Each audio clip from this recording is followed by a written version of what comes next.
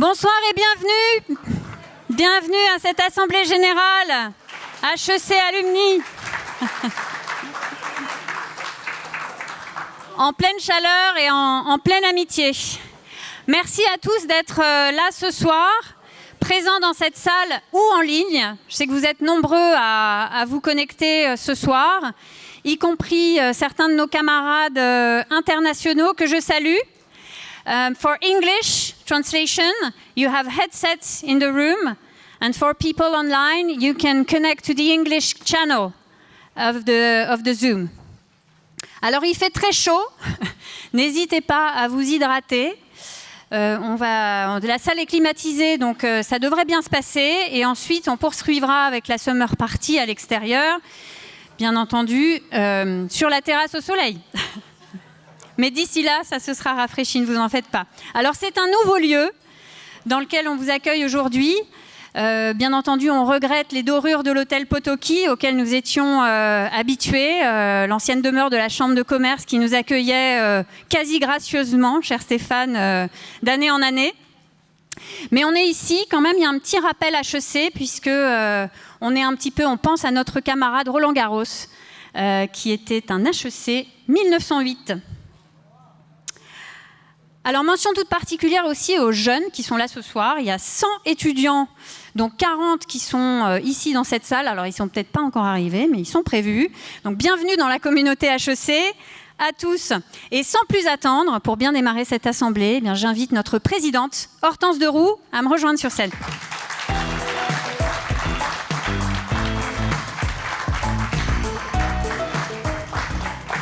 Merci beaucoup, Marguerite. Je suis très heureuse évidemment d'être là ce soir avec vous tous pour cette assemblée générale. C'est l'occasion de partager avec vous tout ce que nous avons fait, toutes nos réalisations durant les 2 dernières années et plus précisément l'année dernière. C'est aussi une occasion de revenir sur nos réalisations et de célébrer toutes les victoires de l'association et de l'équipe. Je souhaite avant tout saluer évidemment les anciens présidents qui m'ont précédé. Alors là, il manque quelques personnes pour le moment, mais on a beaucoup de présidents qui sont annoncés. Donc je salue particulièrement Adrien qui est là, évidemment. Merci beaucoup. Et il y aura aussi Emmanuel, Stéphane, Michel, Martine qui est là, Xavier et Frédéric, et évidemment Jean-Luc Alvena qui est avec nous ce soir également. Donc merci à tous d'être là. J'en profite aussi pour saluer et remercier les présidents de la Fondation et de l'école, Jean-François Palu qui nous suit en ligne, je crois, et Jean-Paul Agon qui nous fait l'amitié d'être là ce soir. Et puis comme l'a dit Marguerite, aussi un salut particulier à Stéphane Fratacci, représentant de la Chambre, partenaire de l'écosystème d'HEC depuis si longtemps et si important. Voilà, donc nous ne sommes pas à Potoczki, mais la CCI était avec nous, donc merci beaucoup. Et puis l'AG, c'est aussi un moment de mémoire. Donc nous pensons chaque année à nos camarades, celles et ceux qui nous ont quittés dans l'année écoulée. Donc je vais effectivement perpétuer cette tradition. C'est important de se souvenir de ceux qui ont marqué notre communauté par leur engagement, leur amitié et leur action. Avec une pensée toute particulière ce soir pour notre camarade Pierre-Antoine Galli, qui est donc HEC 75, qui nous a quittés en fin d'année dernière. Pierre-Antoine avait été vice-président de l'Association des diplômés, mais c'est surtout comme président de la CCI Paris-Île-de-France dans des moments charnières pour l'école qu'il a marqué particulièrement notre communauté. Son attachement à HEC, sa camaraderie et son sens du collectif ont laissé une empreinte durable au sein de notre communauté et dans nos cœurs à tous. Donc je vous invite maintenant à vous lever pour observer une minute de silence en hommage en particulier à Pierre-Antoine, mais ainsi qu'à tous nos camarades disparus au cours de l'année.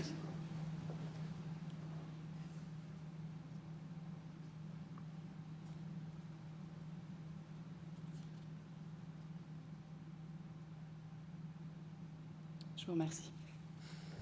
Merci. Alors, je vous informe que les votes pour cette assemblée sont désormais clos. J'ai vu nos scrutateurs revenir dans la salle. Vous allez voir leurs noms s'afficher ici. Donc Marie-Josée Andrieux, Jean-Wilfried Diefenbacher, François Méric-Elam, que je remercie d'avoir tenu ce poste important. Et Hortense, je te propose eh bien maintenant que nous commencions à rentrer un petit peu dans le vif du sujet, donc les réalisations clés de l'association sur ce mandat. Merci beaucoup, Marguerite.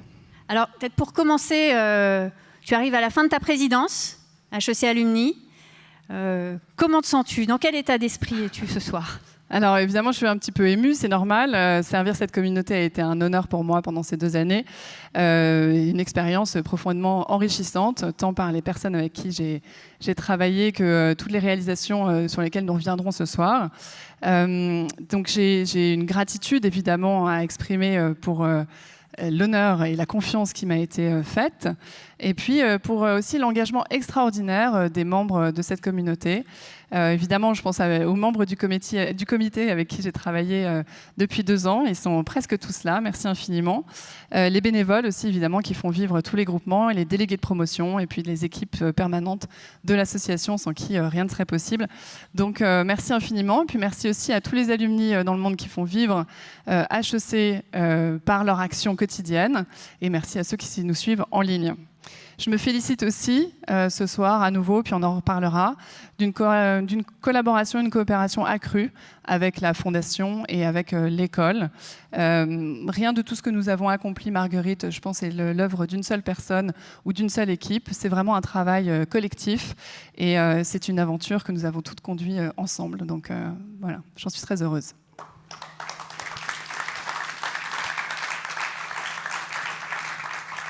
Alors, avec le recul, Hortense, quelle a été ta vision directrice pour l'association? Oui, alors tu me sens venir, c'est-à-dire que sans hésitation, c'est le One HEC. Je pense que c'est vraiment la chose la plus marquante. L'idée était très simple, c'est faire travailler associations, écoles et fondations de manière plus intégrée pour servir l'écosystème.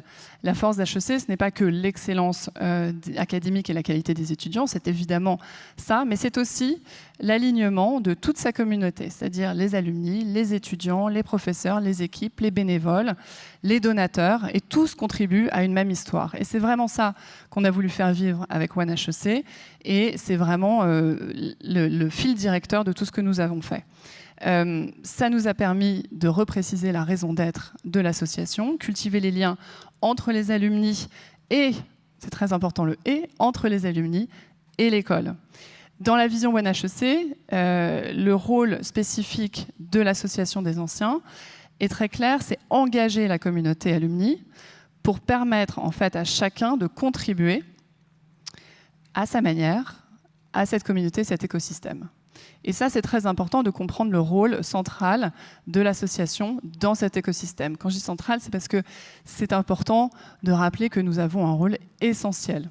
Voilà. Donc je voudrais que chacun reparte ce soir, je crois que je l'ai déjà dit un peu l'année dernière, mais que chacun reparte ce soir avec cette idée que chaque contribution en fait participe au rayonnement d'HEC de manière globale. Et donc c'est pour ça que pour moi, One HEC, c'est pas du tout une vision institutionnelle, une dynamique institutionnelle, c'est vraiment une dynamique collective portée par toute la communauté. Alors justement, tu parlais d'engagement des alumni. Je crois que c'est un mot qui a été très au cœur de notre action commune.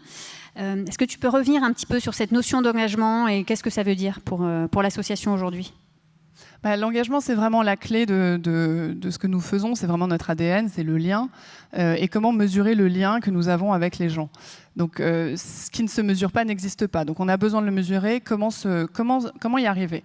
Et c'est pour ça que cette notion d'engagement est clé, pour se rendre compte en fait, de la proximité que nous avons avec le réseau et les alumni. On peut prendre différentes métriques. Tu peux prendre la cotisation, par exemple. Il y a plus de 29 000 personnes qui sont concernées par la cotisation. Oui, mais il y a beaucoup de gens, en fait, sur ces 29 000 qui n'ont pas actionné leur compte. Après, tu peux prendre, donc c'est un peu décevant. Après, tu peux prendre la participation aux événements, ce qu'on faisait avant. C'est pour ça que pendant tout un temps, on a annoncé qu'on parlait à 8 000 personnes, qui étaient 10% en fait, de la communauté. Mais parce que c'est les 8 000 personnes qui viennent aux événements. Mais c'est pareil, c'est pas tout à fait satisfaisant parce qu'en fait, il y a d'autres manières d'être impliqué dans l'écosystème HEC que de participer aux événements de l'association. Tu peux regarder sinon les donateurs à la fondation, mais là, c'est 6 000 personnes uniquement. Là, on arrive à une peau de chagrin. Pourtant, la dernière campagne a été une grande réussite. Mais si on décompte le nombre de personnes d'alumni qui ont participé, c'est seulement 6 000 personnes. Donc tout ça n'est pas très satisfaisant et donc on s'est dit qu'on allait travailler sur qu'est-ce que c'était l'engagement et la réalité, voir la réalité en face. Et donc, si on regarde ces chiffres, on a mais on a mieux appréhendé l'engagement. Et aujourd'hui, on arrive à 33% de la communauté qui est engagée. Donc, c'est pas encore, on n'y est pas encore, ça c'est sûr, il y a encore beaucoup de travail à faire. Mais il y a au moins un tiers, 1 sur 3, des anciens des diplômés qui sont engagés d'une certaine manière au sein de l'écosystème et qui bénéficient donc à HEC de manière globale. Mais notre objectif, évidemment, c'est de poursuivre ce travail, élargir la participation et repenser ce que signifie l'engagement qui est multiforme. Vous avez évidemment ce dont j'ai parlé en premier, le fait de payer sa cotisation, d'aller à des événements, ça c'est une partie.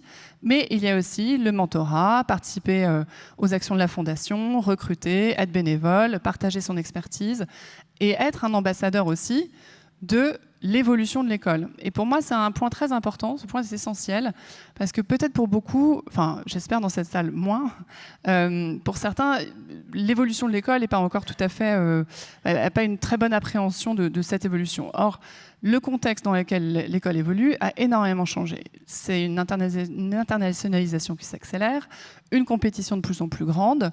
Donc cette réalité-là, il faut qu'on l'accompagne et nous devons être des ambassadeurs de la réalité de l'école. Notre engagement est donc indispensable pour que l'école maintienne sa position de leader comme elle l'est aujourd'hui. Mais c'est à maintenir et on doit l'aider et notre action l'aide à tenir cette place d'institution de référence à l'échelle mondiale. Donc notre défi il est clair, Marguerite, c'est comment faire en sorte que chaque alumni, où qu'il soit dans le monde, se sente pleinement connecté, représenté et impliqué dans la vie d'HEC. C'est un peu la boussole de notre plan d'action depuis 2 ans et ça a donné des actions très précises, c'est-à-dire mieux connaître la communauté, renforcer le rôle des promotions, des clubs et des chapters, développer des événements fédérateurs et créer des passerelles et des ponts avec la fondation et l'école. Par rapport à ce travail et cette feuille de route que tu viens d'évoquer, il y a un chantier assez important qui a été mené sur la donnée, sur la data, la fameuse data alumni, avec des investissements assez importants qui ont été réalisés pour améliorer la qualité de la donnée, entre autres, et travailler à un meilleur usage de cette donnée pour l'écosystème. Donc, parlons-en. Oui, tout à fait. C'est un projet très important qui n'est peut-être pas, qui est peut-être moins visible et moins glamour que certains, mais vraiment essentiel. Et c'est pour ça qu'on commence par ça, parce que si on veut engager les personnes de manière pertinente, il faut d'abord les connaître et les comprendre pour pouvoir leur parler. Donc ce soir, j'aimerais mettre en lumière le travail qui a été fait sur la donnée par plusieurs membres du comité.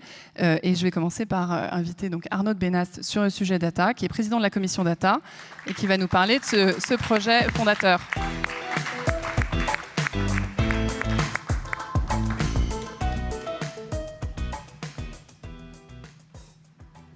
Alors, sur la commission data, on a eu 2 axes de travail. Je vais vous les présenter rapidement. Peut-être, oui, vous pouvez passer le... Voilà. Le premier axe, c'est de mieux qualifier la communauté. Donc, mieux qualifier la communauté, il faut savoir qu'il y a 80 000 alumni au total, et que sur ces 80 000, vous le voyez sur l'écran, on en a 50 400 qui sont en fait... qui reçoivent les newsletters de l'association. Alors c'est perfectible, mais il faut quand même savoir que sur les 80 000, il n'y en a que 63 000 qui ont un email. Parce que sur les 80 000, il y a les promotions d'avant 75, elles n'ont pas toutes accès aux emails. Et puis ensuite, il y a les Chinois, par exemple. Les Chinois n'ont pas d'email, majoritairement. Donc on pense qu'il y a peut-être 5 ou 6 000 personnes supplémentaires qu'on pourrait avoir, donc on pourrait peut-être arriver autour de 70 000, mais pas plus. Ensuite, il y a ceux qui ont fait un opt-out, c'est-à-dire qui ont demandé à ne pas recevoir de communication de l'association, et cela, légalement, évidemment, on ne peut pas leur écrire. Et puis, il y a les adresses e-mail qui changent, qui sont fausses, il y a quand on est mis dans les spams par les boîtes mail, et donc on arrive à 50 000. Donc ce score-là, il est pas mauvais. Et surtout, il a été considérablement amélioré parce qu'on a scrappé LinkedIn pour mettre chaque mois à jour la base alumni. Et vous devez savoir que depuis le mois de janvier, il y a eu 30 000 profils qui ont été mis à jour au fil de l'eau chaque mois. Alors, ce n'est pas que des adresses e-mail, mais... Oui, c'est une très belle réussite. Ce n'est pas que des adresses e-mail, mais parfois, c'est l'entreprise, c'est le poste de la personne, etc., etc. Donc le premier chantier, c'est celui-là. Et bien sûr, demain, on va plus utiliser d'autres canaux que l'email, LinkedIn, WhatsApp et le SMS, qui doivent être utilisés en complément de l'email. Donc ça, c'est ce que fait l'équipe de Géraldine Poty au fil de l'eau. Et je crois qu'on peut l'applaudir parce que ce n'est pas évident.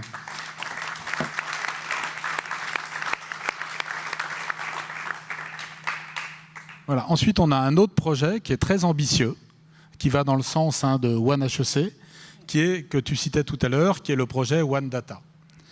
Donc, aujourd'hui, il y a 3 entités. Il y a l'école, l'association et la fondation. Et au sein de ces entités, il y a énormément d'individus dont l'outil de travail est la base des alumni. Par exemple, à l'école, les gens qui font les partenariats, l'executive education, leur matière première, c'est d'abord la base des alumni. Évidemment, à l'association, vous avez les délégués de promo, les chapters, les clubs, etc., qui utilisent la même matière première.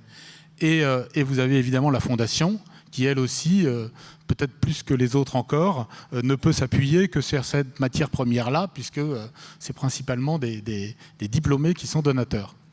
Donc on a comme objectif d'avoir une base pour ces 3 entités, qui sera la base de l'association. Et pour ça qu'on a à cœur de l'enrichir et de la mettre à jour. Et ce projet-là, il n'est pas trivial parce qu'il y a d'abord une dimension technique, parce qu'il y a énormément d'outils. Aujourd'hui, il y a 3 CRM. L'association est sous Microsoft, HEC est sous Salesforce, la fondation est sous Odonet. Il y a beaucoup de canons à email. Il faut faire parler ces outils entre eux. C'est le premier défi.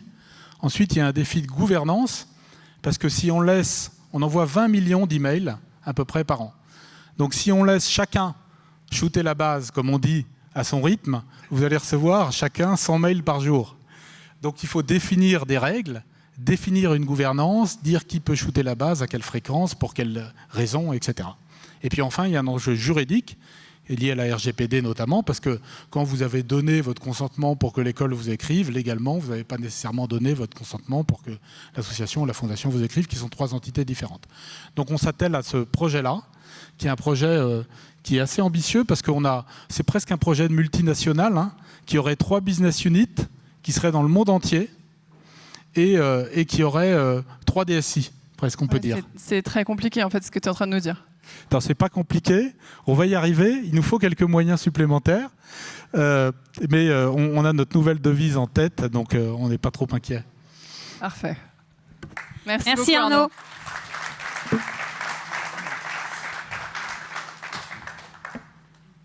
Merci beaucoup. Alors, je reviens sur la raison d'être, puisque tu l'as dit, la mission d'HEC Alumni, c'est de cultiver les liens entre les HEC et avec l'école. Comment cette mission se traduit-elle concrètement dans l'animation de la communauté ? Oui, bien sûr, rentrons dans le concret un petit peu. Je tiens d'abord à remercier, parce que, à nouveau, l'animation de la communauté, c'est quand même les bénévoles en premier qui font les événements et qui animent cette communauté. Donc je les remercie vraiment profondément. Mais je remercie aussi la commission réseau qui est présidée par Véronique Erard, qui est là au premier rang, pour le travail qu'elle fait, justement pour continuer, la commission, pas juste toi Véronique, la commission qui est là pour entretenir ce lien et aider les clubs et les chapters à intéresser les alumni. Donc pour répondre à ta question, il y a 2 axes en fait pour essayer de maintenir ce lien et animer le lien. Il y a animer le réseau pour relier mieux les alumni entre eux. Donc c'est d'abord évidemment aller chercher les HEC qui ne sont pas engagés, ceux qu'on n'a pas identifiés. Voilà. Donc c'est trouver des thématiques, faire des éléments fédérateurs, que ce soit les clubs thématiques ou les clubs sectoriels. Bon, ça c'est une manière d'aller récupérer des gens. Mais ça fait déjà pas mal de temps qu'on a cette logique-là, donc il faut peut-être aussi sortir d'autres logiques, d'où les événements plus fédérateurs, le travail avec les promos. Et puis il faut s'approprier aussi les enseignements, pour ceux qui étaient là l'année dernière, de l'étude Customer Journey dont nous avons parlé l'année dernière. Et les enseignements, il faut d'abord faire connaître, faire aimer et pour faire agir. Et c'est dans cet ordre-là.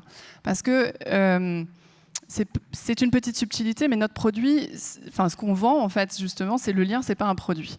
Donc quand le lien il est distendu, le restaurer, c'est pas si évident. C'est un travail délicat. Et donc pour s'atteler à ça, il faut d'abord faire connaître pour faire aimer, pour ensuite faire agir.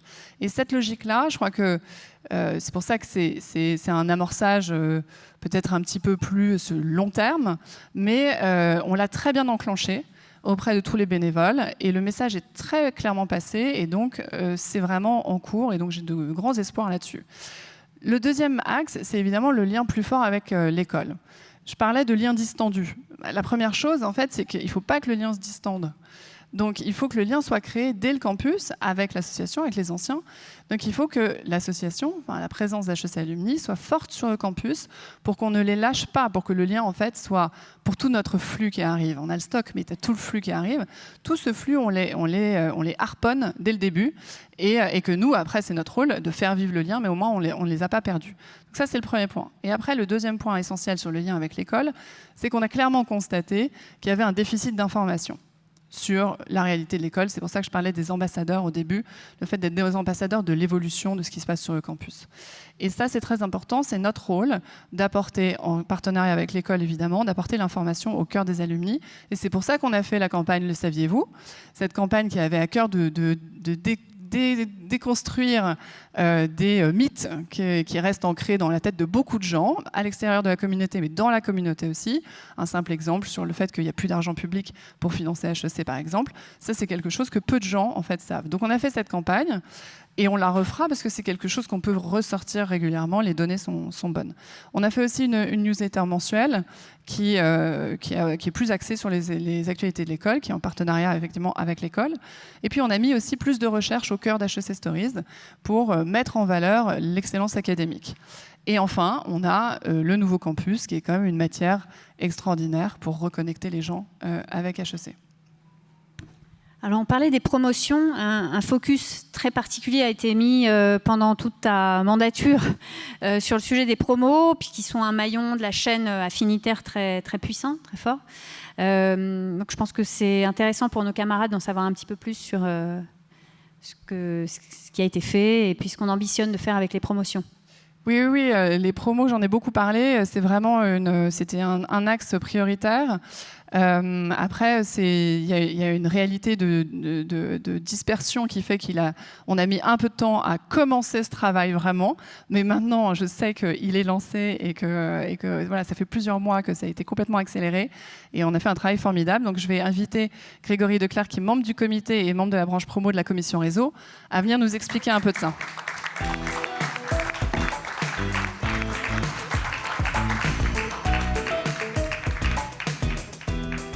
Allô ? Oui, merci Hortense. Ceux qui connaissent Hortense savent qu'elle est très très fan des délégués. C'est vraiment son dada. Et je te remercie Hortense. Je veux dire, j'étais un petit peu insistante avec toi. J'ai pas dit ça, j'ai dit que ça m'a donné un rôle visible et agréable et je te remercie. Voilà. Tant mieux. Bon bref, ok. Alors, je vais faire court. Depuis 2 ans, vous avez vu que nous avons beaucoup investi dans la redynamisation du réseau des délégués de promo, car ils occupent une place unique dans la communauté. Les délégués, je l'ai déjà dit l'année dernière, constituent un lien direct et précieux entre HEC, l'école et les 80 000 alumni. Et c'est souvent les premiers relais de confiance de leurs promos parce qu'ils sont connus de tous leurs camarades et ils connaissent l'historique des promos, ils connaissent la géographie des promotions, ils connaissent les histoires intimes parfois et ils sont capables, in fine... L'histoire à pas raconter. Voilà, l'histoire à pas raconter, surtout pas ce soir. Mais au final, ce sont ceux qui sont capables de toucher l'ensemble des alumni, l'ensemble de leurs promos, de manière directe, avec un rebond. Enfin, ils savent comment faire. Donc pour nous, ils sont essentiels. À ce titre, leur rôle est essentiel sur 2 axes. D'abord, évidemment, de manière, pas descendante, mais de manière pour diffuser dans la communauté les informations de l'école, expliquer les projets d'HEC, expliquer le rôle de la fondation, expliquer ce qui change à HEC et pourquoi ça change et pourquoi c'est bien pour nous. Ensuite, ils ont aussi un rôle de feedback terrain. Ce sont aussi des capteurs au sein de la communauté parce qu'ils viennent nous dire, écoutez, vous êtes gentils avec votre campagne, mais personne n'a compris la différence entre la cotisation annuelle et le don à la fondation. Moi, je l'ai eu ça, hein, j'ai essayé de lever des fonds et on me répond ça tout le temps.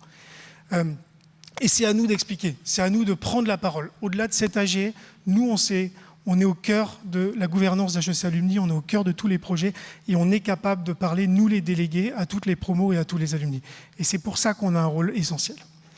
Alors, une fois qu'on a dit tout ça, qu'est-ce qu'on a fait? Donc, sous le leadership d'Hortense, Marguerite, Véronique, toute l'équipe des permanents, dont Janet, que je salue ce soir, on a décidé de mieux les identifier. C'était un premier travail, parce qu'il ne faut pas imaginer qu'on a une liste sur étagère avec tous les emails et qu'il n'y a qu'à les blaster. Ce n'est pas du tout comme ça.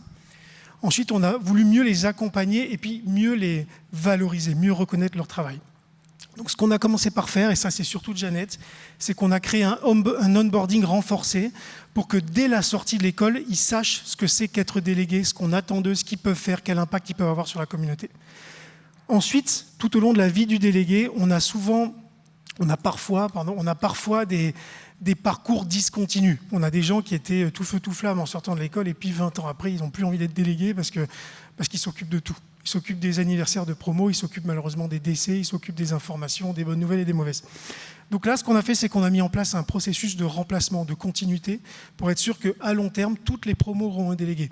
Les promos faciles à comprendre, comme les promos grande école, comme les promos MBA, IMBA, qui sont un petit peu plus polyformes et un peu plus durs à appréhender, et moins proches les unes des autres. Ensuite, on a voulu formaliser l'engagement et formaliser le rôle du délégué pour être sûr que tout ce qu'ils font va dans le sens du One HEC, que quand on fait un anniversaire de promo, on utilise les outils d'HEC Alumni, qu'on se télescope pas avec un gala, voilà, j'en passe, c'est des meilleurs. Et donc, on a créé une charte des délégués de promotion qui reprend ses droits et devoirs et qui, in fine, devrait nous permettre de mieux cadrer leur travail, bien sûr, mais surtout de mieux les valoriser. Car maintenant, ils ont un rôle reconnu et institutionnel à travers cette charte. Voilà. Ensuite, ce qu'on a fait, et ce n'est pas le moindre projet qu'on ait fait, c'est qu'on a créé un club des délégués de promo. Et on a fait ça pour favoriser les échanges, mais on a fait ça aussi pour que ça reste inscrit dans un cadre festif et sympathique. Il ne faut pas oublier qu'on est une association. Voilà. Donc notre ambition, enfin, l'ambition d'Hortense, à laquelle j'adhère évidemment, est très simple, c'est faire de chaque promotion une communauté vivante, une communauté engagée, connectée à HEC, qui puisse être au cœur de l'action d'HEC Alumni. Merci beaucoup, Grégory.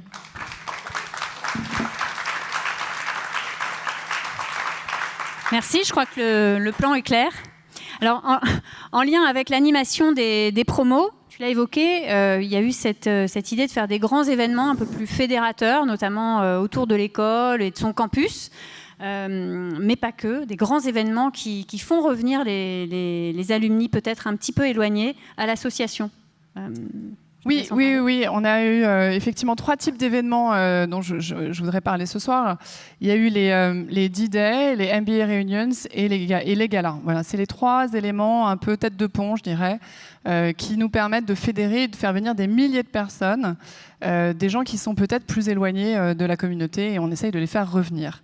Donc le D-Day, c'est 500-700 personnes sur le campus de différentes promotions tous les 10 ans, en fait, les anniversaires de 10 ans des promotions. Donc l'année dernière, c'était la première édition.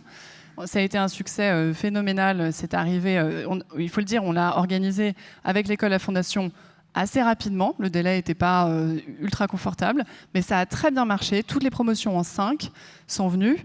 Et évidemment, petite dédicace à ma promotion, la 2005, qui en plus a fait une levée de fonds extraordinaire à cette occasion. Mais Delphine reviendra sur les sujets des liens entre la Fondation et les alumni. Mais voilà, c'était vraiment une très belle première édition. Et il y a quelques semaines, c'était la 2e édition. Là, on a des photos des promos en 6. Très grande réussite aussi. Voilà, c'est une nouvelle tradition. Les gens viennent avec leur famille, les enfants. Il y a toute la dimension de transmission intergénérationnelle. Donc c'est une grande réussite et on est très heureux effectivement de ces moments fondateurs pour la communauté. Le 2e type d'événement, c'est les MBA Reunions. Très grand succès, plus de 300 personnes qui se retrouvent pendant 2 jours sur le campus et à Paris. Comme tu l'as dit, Grégory, la population MBA est plus éclatée et le rôle du délégué n'est pas si facile en fait. Donc voilà, c'est pour ça qu'on est là pour les aider.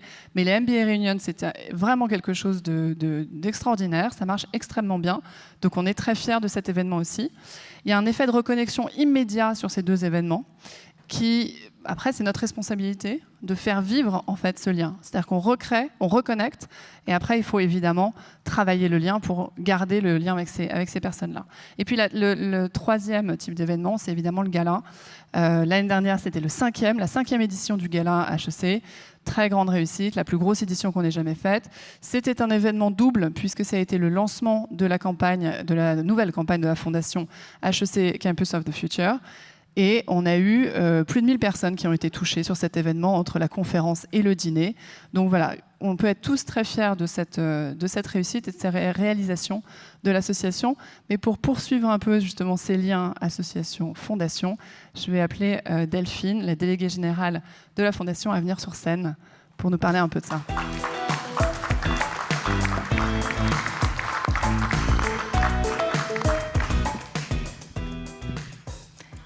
Ça marche. Bon, bonsoir à tous.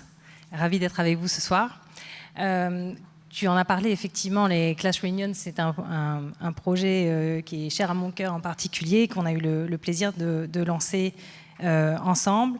C'est effectivement des grands moments de retrouvailles, mais je pense qu'en fait, surtout, ce qu'il faut voir, c'est que c'est un moment qui a un impact beaucoup plus grand que juste un moment de retrouvailles, puisque effectivement, tu le disais très bien, c'est une façon de recréer un lien avec le campus, avec l'école, et de redécouvrir le campus. Pour beaucoup, effectivement, ça paraît très loin, Jouy-en-Josas, mais une fois qu'on y est, c'est fabuleux. Donc c'est un écrin de verdure, on se rend compte de l'écrin que c'est, de son parc, effectivement toutes les conditions qui sont réunies pour en faire une expérience unique. Je pense qu'aussi, vous l'avez dit, c'est l'occasion pour les alumni de redécouvrir leur école. Redécouvrir à quelle allure elle a changé, à quelle allure elle continue de changer, pour s'adapter à la fois aux enjeux que rencontrent les entreprises, que rencontre la société civile, et bien sûr pour s'adapter aux générations futures et aux attentes de nos générations futures que l'on forme. Et le projet Campus, vous le savez, la campagne s'appelle HEC Campus of the Future, donc la nouvelle campagne de la Fondation qu'on a lancée en novembre. Le projet Campus est au cœur de cela. Parce que c'est vraiment, il faut le voir vraiment comme lui-même un acte de transformation de l'école. En fait, l'idée, c'est vraiment de réinventer complètement l'expérience campus, en gardant ce qu'elle a de meilleur, bien évidemment, de soutenir en fait la mission de l'école, d'abord de favoriser l'innovation, de recréer des espaces collaboratifs entre les étudiants, les profs, des professionnels qui viennent sur place, de doter les chercheurs de nouveaux labs, de créer évidemment un centre d'executive education mondial qui soit un facteur d'attractivité extrêmement fort pour notre école, et c'est essentiel pour son modèle. Donc en fait, à l'heure finalement, et ça Éloïc le dit très bien, à l'heure de l'IA, réinvestir sur son campus est absolument clé, absolument vital pour l'école et pour se différencier par rapport à nos concurrents. Peut-être un mot sur effectivement ce projet. On l'a déjà évoqué au moment du lancement de campagne. Pour nous, c'est un facteur de reconnexion et d'embarquement de la communauté absolument majeur. Historique, c'est once in a lifetime, donc c'est vraiment maintenant en fait qu'il faut aussi associer. Et c'est vrai qu'on a comme objectif avec l'association de mobiliser extrêmement largement les alumni autour du projet Campus et de la nouvelle campagne de manière générale. Alors, on a un socle de donateurs très solide pour la démarrer, cette campagne. Donc, depuis le mois de novembre, on est extrêmement actifs, et que ce soit au niveau des grands donateurs, des clubs de donateurs, des donateurs, puisque chaque don compte. Nous sommes extrêmement reconnaissants de ceux d'entre vous, enfin pour ceux d'entre vous qui ont déjà fait le pas et pour renouveler votre soutien. Nous sommes allés à la rencontre de la communauté, ça c'était aussi un grand moment, à Londres, aux États-Unis, et c'est vrai que le projet Campus a suscité énormément d'intérêt sur place et a suscité un intérêt qui n'était pas que émotionnel, qui était aussi financier, et ça on remercie nos ambassadeurs aussi localement et tous les donateurs qui ont contribué. Donc voilà, c'est un moment important. On a réussi, et tu le disais, à avoir 6000 donateurs uniques dans la dernière campagne qui a duré 5 ans. Là, on se fixe un objectif extrêmement ambitieux puisqu'on veut le doubler, ce chiffre, pour d'ici 12-18 mois. Et donc, on se met en mouvement avec l'association et avec la Task Force Fundraising pour ce faire. Bravo Delphine, bravo à la Fondation, merci beaucoup.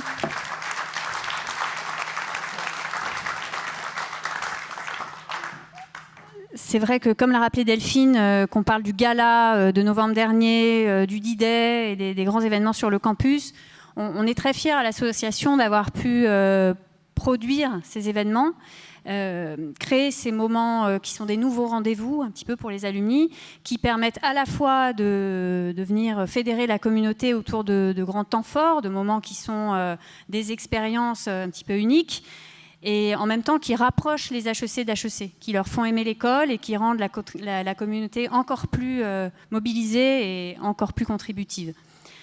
Donc merci, j'en profite pour remercier tous les alumni qui se sont engagés, qui ont soutenu, qui étaient présents, qui nous ont aidés à monter ces galas, qui nous ont aidés aussi à mobiliser leur promotion. On a parlé beaucoup des délégués de promotion, mais certains qui n'ont même pas ce titre ont aussi beaucoup œuvré pour que ce soit des grandes réussites. Je remercie le MBA After Work qui œuvre aussi à fédérer la communauté MBA au-delà des grands événements qu'on peut produire.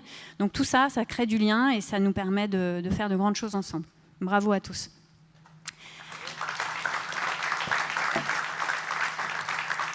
Alors pour changer de sujet un petit peu, Hortense, un des points importants aussi que nous avons travaillé ensemble, c'est la gouvernance et la clarté financière de l'association. Des points un peu plus techniques peut-être, mais néanmoins très importants. Oui, parce qu'en fait, nous sommes une association qui s'est énormément professionnalisée depuis plus de 15 ans. Je le sais parce que j'y étais, j'étais déjà là, bénévole. Et cette dynamique qui a été portée par nos prédécesseurs, que ce soit toi ou moi, des directeurs généraux ou des présidents, nécessite vraiment de porter une attention plus particulière à ces deux sujets que sont la gouvernance et les finances. Sur la gouvernance d'abord, je pense que vous le voyez bien, la communauté HEC, c'est depuis 20 ans fortement internationalisée, diversifiée en termes de formation. Et, voilà. Et la gouvernance de l'association a fortement évolué aussi, puisqu'en termes de parité, maintenant c'est quand même beaucoup mieux, et je tiens à le préciser. Mais on n'est pas encore complètement un effet miroir du reflet de cette diversité. Aujourd'hui, les alumni de la grande école restent majoritaires en termes d'engagement. Ils représentent 2/3 des membres du comité et 90% des donateurs de la Fondation. Donc depuis 2 ans, nous avons lancé un chantier pour remédier à ça, pour une plus grande représentativité donc, au sein de la gouvernance, et qui a vu l'entrée au comité donc, de 2 diplômés MBA en 2025, et ce qui se poursuit ce soir avec la proposition de 2 nouvelles nominations MBA cette année. Nous serons donc normalement ainsi ce soir à 38% des membres élus non issus de la grande école sur les 21 membres du comité. L'objectif à terme, c'est évidemment pas de s'arrêter là, parce que ce ne serait pas satisfaisant, c'est de parvenir à une représentation qui soit le miroir de ce qui se passe sur le campus et au sein de notre communauté qui est diverse et internationale. Donc je remercie Hamid Bad, qui est donc membre du comité, qui veille sur cette trajectoire. Deuxième point, à propos de nos finances. Notre modèle associatif a énormément changé et s'est complexifié au fil des années. Aujourd'hui, il y a plusieurs entités qui sont interconnectées. Vous avez l'association d'un côté, évidemment, mais vous avez aussi HEC Édition, la SCI HEC UK House et la Charity qui exploite cette UK House. Donc nous avons mené un travail en profondeur. Donc à nouveau, c'est peut-être pas le sujet le plus facile à appréhender ou le plus glamour, mais il est essentiel pour la pérennité de l'association, afin donc de renforcer la qualité de l'information financière qui est remontée et d'améliorer le pilotage de nos activités. Donc notre trésorier David Vaillant nous détaillera l'état des finances dans quelques minutes. Alors peut-être pour conclure sur une note plus légère, est-ce que tu peux nous dire quel souvenir te marque le plus sur ces 2 dernières années ? Oui, la première précision très importante, c'est d'abord de dire que je me suis beaucoup amusée. Et je crois que ça a été rappelé. On est des bénévoles, on a tous une activité très chargée à côté. On a une équipe de permanents, évidemment, qui nous aide. Mais pour les bénévoles, en fait, c'est quelque chose en plus. Et donc, cette chose en plus, il faut que ça reste du plaisir et qu'on s'amuse. Et moi, je me suis énormément amusée. Donc ça, c'est le premier point. Après, si on parle d'événements, je dirais que j'ai beaucoup apprécié d'accompagner la reprise des matins HEC parce que c'est quand même un rendez-vous emblématique de notre communauté. On reçoit des personnes remarquables et ça crée l'occasion d'avoir presque des confidences, j'allais dire, mais des conversations privilégiées avec ces personnes. Puis il y a aussi le voyage au Qatar, qui a été pour moi une vraie découverte, de découvrir les attentes qui sont immenses sur place. Donc ça a été très intéressant, mais je dirais que la chose la plus importante pour moi, il y a une sorte de fil conducteur et de cohérence, c'est vraiment les personnes que j'ai rencontrées, l'autre avec un grand A, et l'émotion en fait qui est suscitée à chaque fois qu'on parle d'HEC. Et ça, c'est quelque chose que je trouve magique. C'est le supplément d'âme, en fait, qu'on a tous et qui fait la force d'HEC.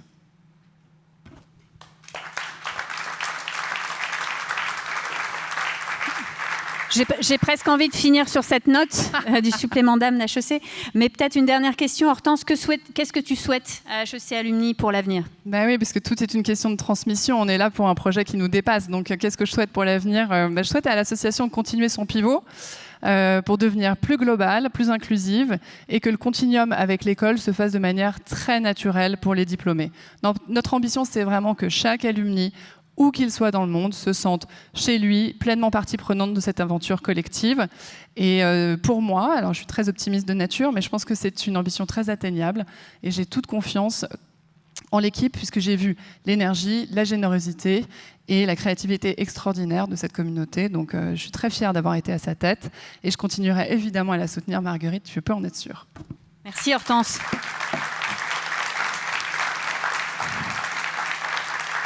Merci beaucoup. Alors sans plus attendre, puisque vous l'attendez tous, n'est-ce pas, je vais appeler sur scène notre trésorier David Vaillant pour le rapport financier.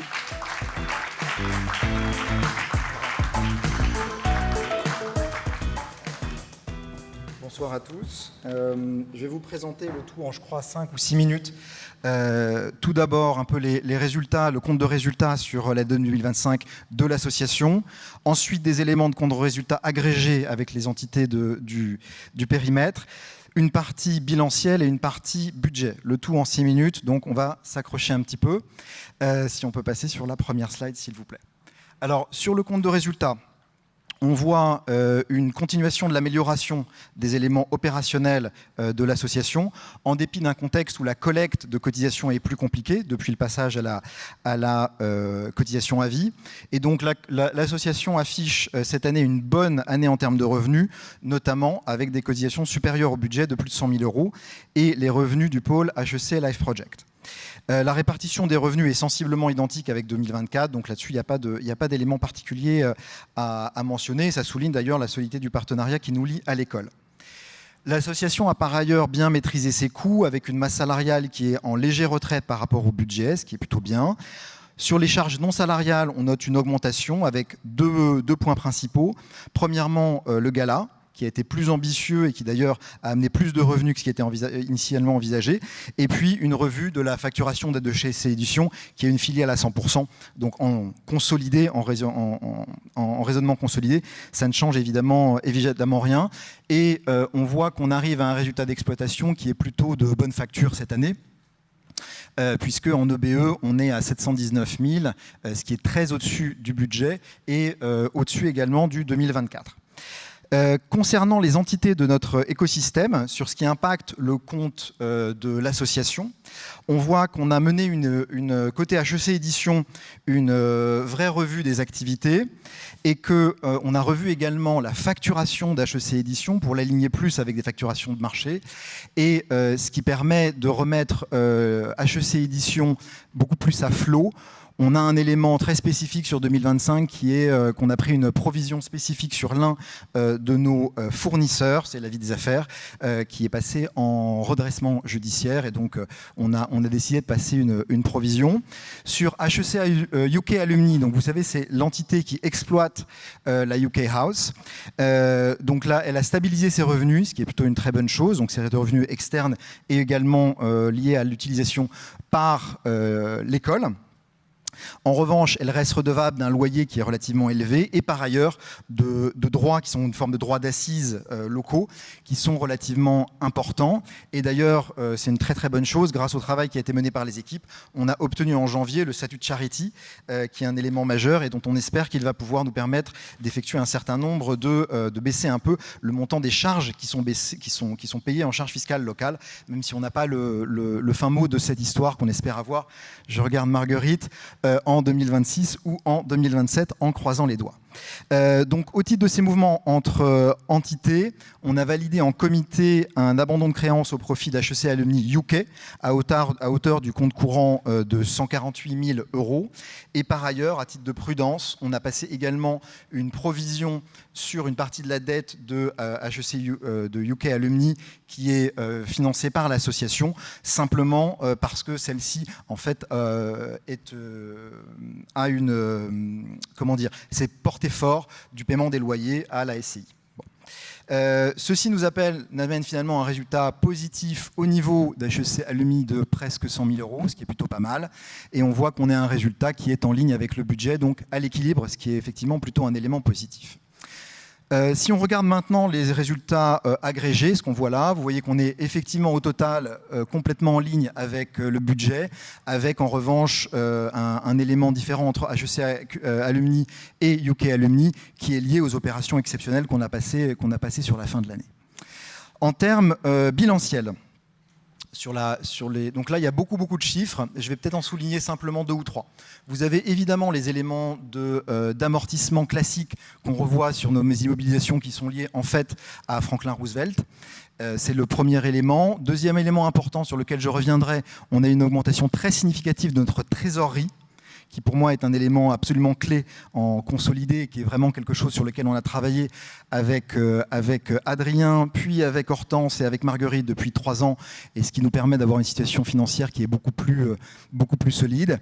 Et puis on voit évidemment l'augmentation de nos fonds propres de près de 100 000 €, qui est liée quasiment exclusivement au résultat de l'exercice. Donc on est plutôt sur une situation qui a tendance à continuer à se stabiliser.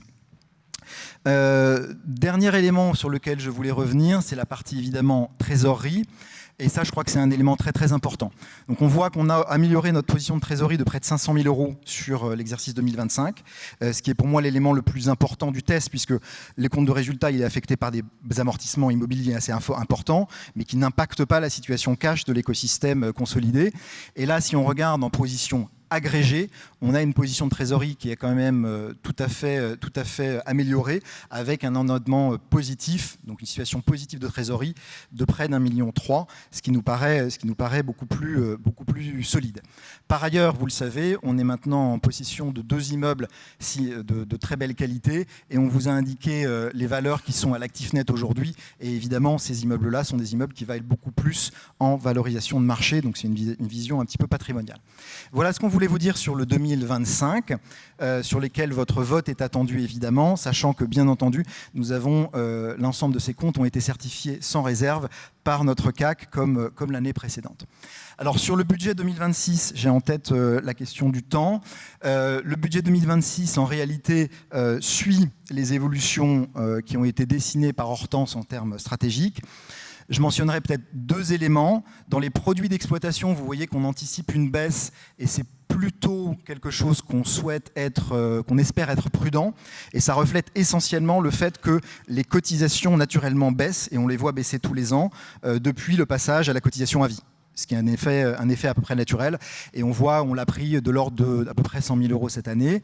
On a décidé cette année, et je crois que c'est l'autre élément un petit peu important, il y a des effets de charges salariales, mais qui sont en fait des effets d'année pleine 2025-2026. En revanche, ce qui est une vraie décision stratégique sur les charges non salariales, c'est de mettre un investissement un petit peu significatif sur la partie réseau, et tout particulièrement sur la partie internationale qui est critique pour une école où aujourd'hui la moitié des élèves sont à l'international et une communauté alumni qui elle-même s'internationalise de manière très significative.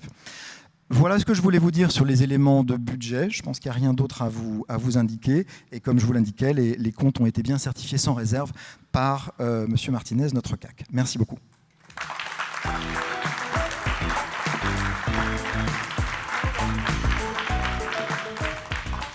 Merci David. Il fait chaud. J'espère que vous êtes rassurés sur les finances de l'association. Bonne réponse. Maintenant, je vais appeler Patrick Lissag, président du comité des sages, à me rejoindre sur scène.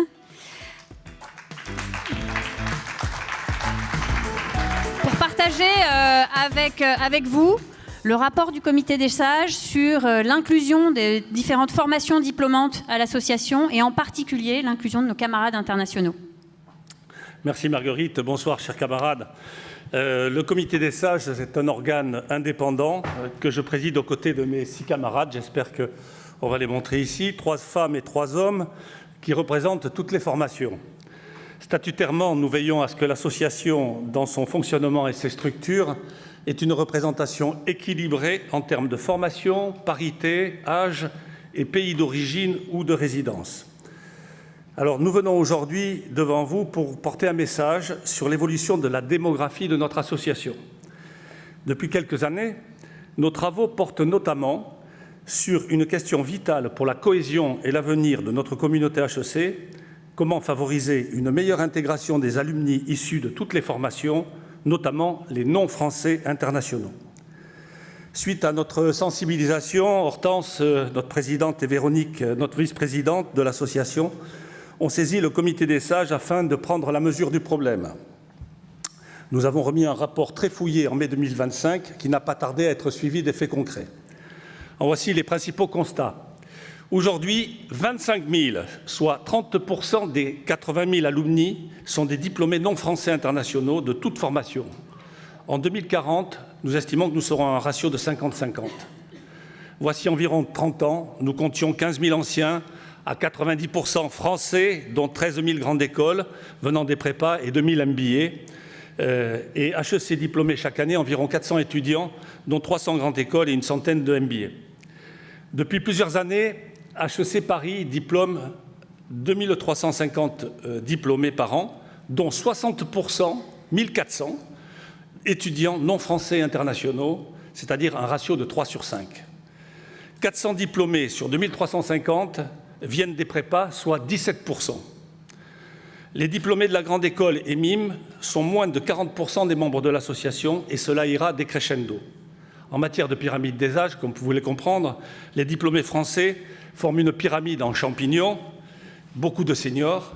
Les diplômés internationaux, eux, forment une pyramide en carafe, plus jeunes, avec une croissance récente et à venir. Enfin, les dons à la Fondation sur la dernière campagne close en 2025, 300 diplômés internationaux, soit 5% des donateurs, mais 10% des fonds donnés, des montants collectés. En termes de représentativité, les diplômés français de la grande école représentent encore 64% du board de l'association, 88% du bureau et une grande partie représente des HEC issus de la grande école dans les structures telles que les commissions, les bureaux des clubs et des hubs. Donc, vous comprendrez que face à cette réalité démographique et à cette pluralité des diplômes, nous devons déplacer davantage le barycentre de notre organisation, améliorer notre gouvernance, adapter la représentation de nos structures et aussi réfléchir à l'impact sur la Fondation et HEC Paris. Alors, nos principales préconisations, ouvrir en proportion aux formations non grandes écoles et aux non-français, le comité, le bureau, les commissions, les chapters, les hubs et les clubs professionnels et internationaliser le comité des sages. Cela nécessite de mobiliser le réseau pour que plus d'alumni de toutes les formations, dont les internationaux, s'engagent dans la vie de l'association. Il faut inviter des représentants des chapters étrangers dans certaines instances de l'association, donner plus de moyens, on en a parlé, aux actions concernant l'international et répondant aux attentes des diplômés étrangers de toutes les formations en matière de carrière, de business et de networking. Enfin, montrer par des mesures signifiantes et visibles que nous ne formons qu'une famille. Votre comité a élaboré et voté en avril 2026 un plan d'action chiffré dans le temps, dont Hortense vient de vous parler plus en détail, vous avez montré le tableau. Il s'inscrit dans le projet One HEC avec ses piliers autour de la data, connaissance des alumni et de la Customer Journey. Remercions tout le comité, Hortense, Véronique, nos sages et aussi Amit Bat, une fois de plus, notre camarade administrateur HEC-MBA 2012 pour son immense contribution. Cher Jean-Paul, cher Éloïc, HEC Paris veut accueillir le monde sur le plus beau campus de la Terre, déjà plus de 130 nationalités. Nous devons honorer notre promesse. Tout diplômé, de quelque nationalité et formation, doit se sentir à parité et membre à part entière de notre famille HEC.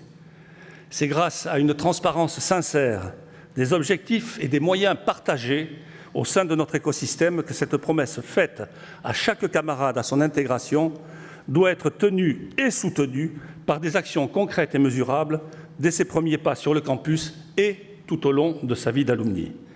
C'est ainsi que, fraternellement, la communauté HEC renforcera son unité et son rayonnement. C'est ainsi qu'HEC Paris continuera d'attirer les meilleurs. C'est enfin ainsi que notre fondation développera ses apports à HEC Paris grâce à plus de donations et de legs. Comptez sur vos 7 sages pour continuer à œuvrer avec vous au bien commun.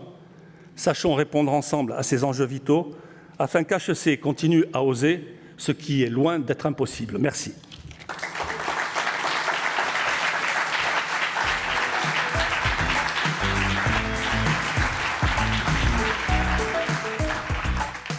Merci beaucoup, Patrick. Message reçu.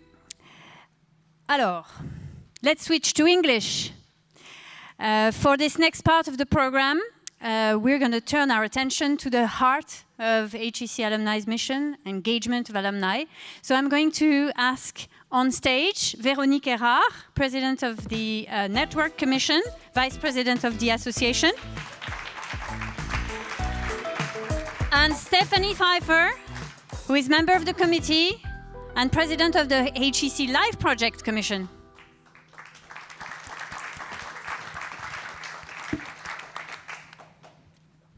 Thank you, Marguerite. I don't know if you remember, but last year at the AGM, we shared the key insights from the Alumni Customer Journey Study. This year, I propose that we talk about concrete actions and take a look at the progress we made. Maybe just before that, as you remember, the study highlighted 2 key expectations coming from alumni all across generations, all across geographies, and whatever their program at HEC was. Those 2 expectations are simple. First of all, strengthening our affectio societatis, our sense of belonging to this wonderful HEC community. Secondly, getting support throughout their professional journey. This evening, I would like to share some of the initiatives that are now in motion to meet those expectations. First, I would like to invite Monique Verrier-Mulkern, President of our Boston chapters, member of the committee and member of the Network Commission, to speak about the work we are doing now to strengthen our links with the international community. Monique is speaking to us remotely from Boston. Welcome, Monique. Are you there? Hello, and bonjour from Boston. I'm Monique, HEC graduate, MBA, class of 2004. One of the key challenges facing HEC alumni today is how to strengthen that sense of belonging, shared purpose, and the mutual commitment that brings us together as a community as we grow in size. This challenge becomes increasingly international. Today, about 30% of our alumni live outside of France, and that proportion continues to grow. Our alumni move across continents, between countries, and contribute to HEC's influence and value. This is why we're strengthening our regional approach. Our objective is to build solid foundations for engagement by working more closely with our local alumni and chapter presidents who animate them each and every day. To support this effort, we're creating a new volunteer role, the regional connector role.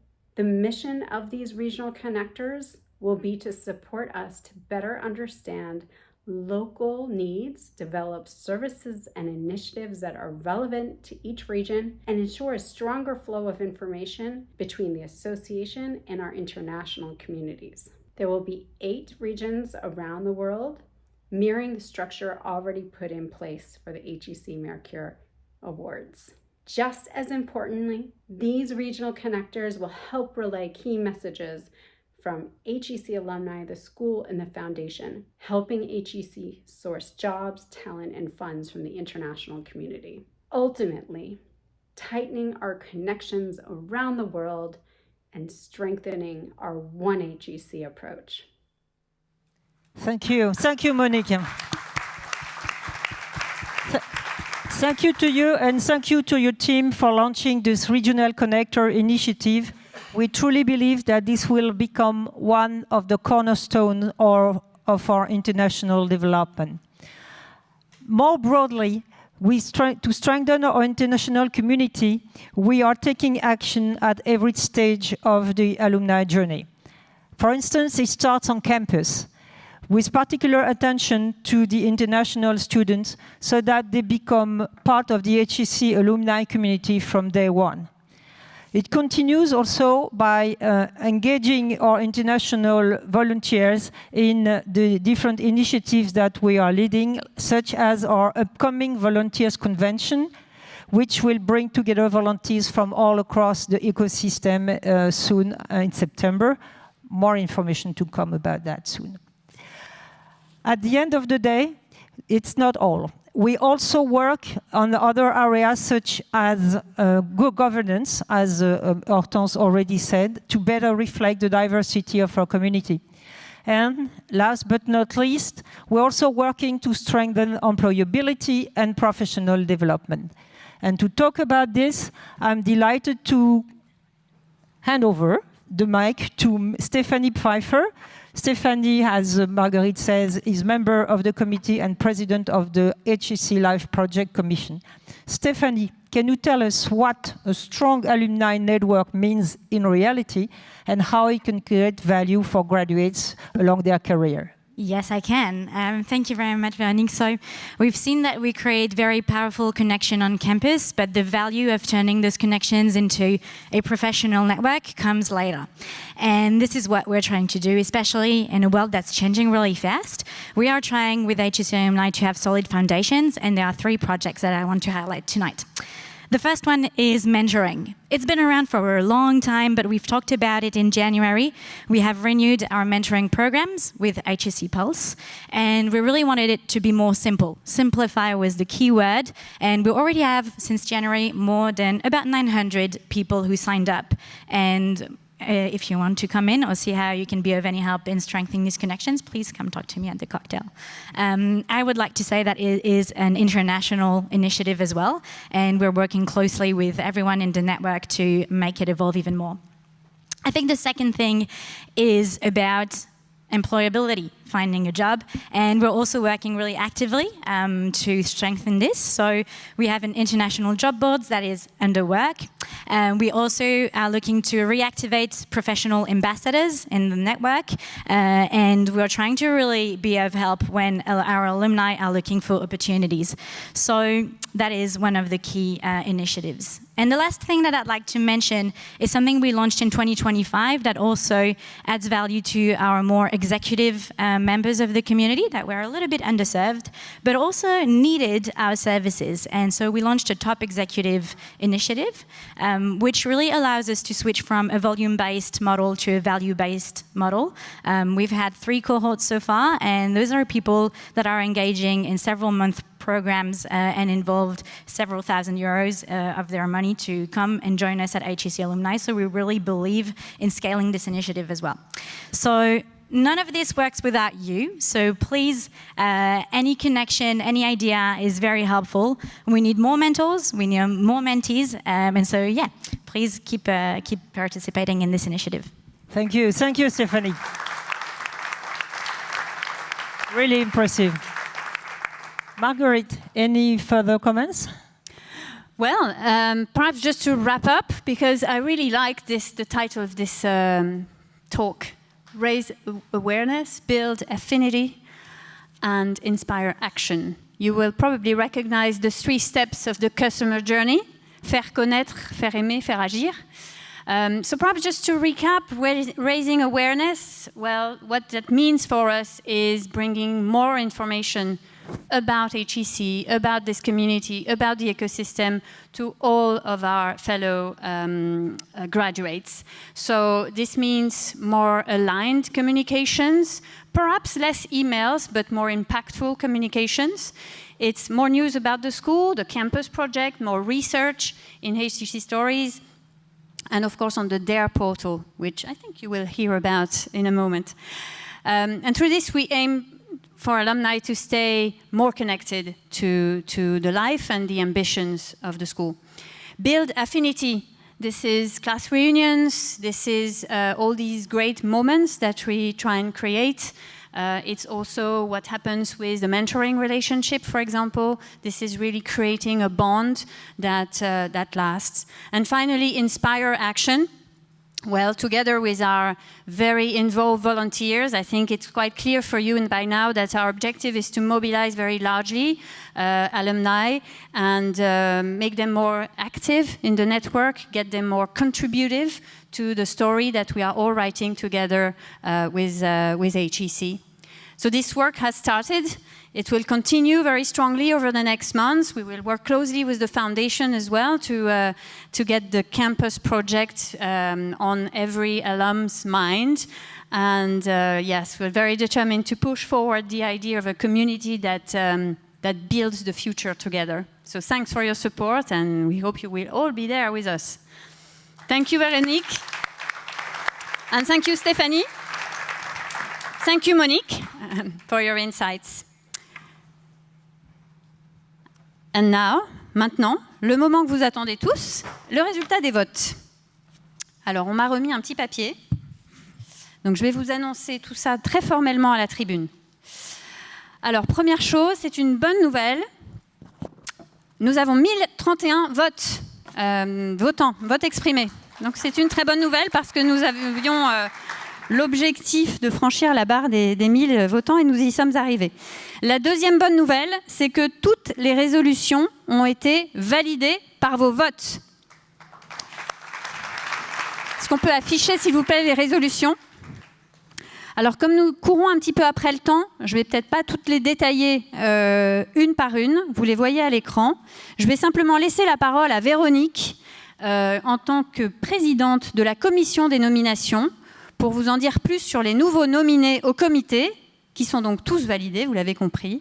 Et Véronique, je te laisse la parole pour nous parler un petit peu plus en détail du process. Merci Marguerite. Avant de vous annoncer le nom des nouveaux membres de notre comité, je voulais d'abord remercier les membres de la commission des nominations qui ont œuvré à la sélection et à l'interview des candidats, à savoir Sophie Vignol, Hamid Bat et Nicolas Récapé. Un grand merci à vous. Et voilà, maintenant le suspense est insoutenable. Donc je vous confirme que sont élus au comité Emmanuel Bloin. Vous pouvez les applaudir un par un comme vous voulez. Emmanuel Bloin. Souleymane Gning. MBA. Laurent Mignon. Pallavi Misra. Adrien Nussenbaum et David Vaillant qui est réélu.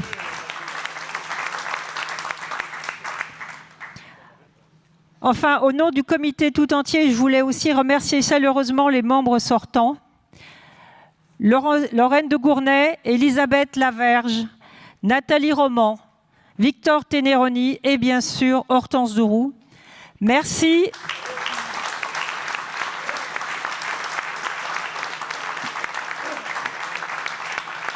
Merci à vous d'avoir consacré une part parfois non négligeable de votre temps et de votre énergie à notre association. Merci à tous. Bravo aux nouveaux nominés. Alors, je vais maintenant appeler les membres du nouveau comité, donc les membres, y compris les membres nouvellement élus, à se retirer sous la guidance bienveillante de Géraldine Poty, vers une salle dans laquelle ils vont pouvoir élire leur président. Et nous aurons le retour de cette élection dans quelques minutes. En attendant, nous sommes absolument ravis d'avoir avec nous ce soir quelqu'un qui va pouvoir nous parler plus en détail des grandes actualités de l'école, nous embarquer encore plus dans sa trajectoire de transformation. J'ai nommé Héloïque Perrache, directeur général et dean d'HEC Paris.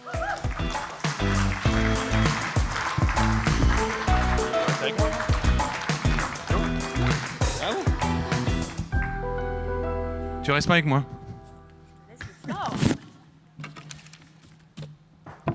Et bonsoir à toutes et à tous. Ravi d'être là avec vous. Vous avez chacun à faire face à des transformations assez massives. C'est le cas de l'école également. C'est d'ailleurs une des questions qu'on me pose à chaque fois que je vous croise. Comment ça va? Comment va l'école? Et puis assez vite, on commence à parler l'impact de l'IA et de la tech sur la structure de l'enseignement supérieur. Et autant vous dire qu'on a de quoi y passer du temps. On vient de parler d'international, de 130 nationalités. Quand vous avez des enjeux géopolitiques comme ceux qu'on connaît aujourd'hui, ça ne facilite pas les choses pour attirer le monde entier et proposer au monde entier d'aller repartir un peu partout dans le monde. Et puis la politique nationale, ce n'est pas en ce moment le meilleur signal d'attractivité du territoire qu'on peut montrer. Donc on a des défis assez importants. Et moi, ce que je trouve incroyable dans cette école, c'est l'ADN solution qui règne sur ce campus, dans cette communauté. Et donc, il y a un peu deux attitudes quand ça tourne dans tous les sens, il y a du vent, des vents contraires un peu partout. C'est de se dire, écoute, soit je rentre dans une posture critique, soit au contraire, je me dis, on va continuer à avancer et on va être très orienté solution. Donc une chose qu'on a faite, parce que j'ai juste quelques minutes avec vous, donc j'en choisis quelques-unes, une chose qu'on a faite tous ensemble, qui nous a pas mal occupés, avec le soutien de Mercedes notamment, c'est qu'on s'est dit, dans des temps comme ceux-ci, on va retravailler la devise de l'école. Et c'est pas un abandon de la devise précédente, apprendre à oser, qui a traversé les décennies, mais c'est une évolution de cette devise. Alors, on ne va pas critiquer la devise précédente, mais quelque part, si je suis un peu caricatural, apprendre à oser avait peut-être un petit peu d'une approche plus individuelle. Si j'ai les connaissances, si j'ai la confiance, si j'ai l'esprit entrepreneurial, je vais faire effectivement bouger les lignes. La question qui s'est un peu posée, c'est un peu au service de quoi, en fait, dans le monde dans lequel on est, apprendre à oser, mais pour faire quoi? Et puis, il y a eu beaucoup de travail. On s'est même permis de sortir des sentiers qui étaient ceux définis par apprendre à oser. Il y a eu des propositions, Move the Lines, qui était un sujet, mais assez vite, quand on s'est retrouvés tous ensemble, on s'est dit, mais il y a l'audace qui est au cœur du sujet et on ne peut pas quitter l'audace. HEC ne peut pas laisser l'audace. Et donc, il fallait que l'audace reste au cœur de cette devise. Et la proposition, ça a été effectivement oser l'impossible. Alors, je ne sais pas ce que vous en pensez, mais moi, j'adore. Ça marche super bien en anglais aussi. Et c'est vrai qu'il y a quelque chose de collectif. L'idée qu'on va effectivement une ambition collective pour relever des défis. Et les défis qui s'annoncent sont d'emblée, on sait très bien que ce n'est pas tout seul qu'on va réussir à les relever.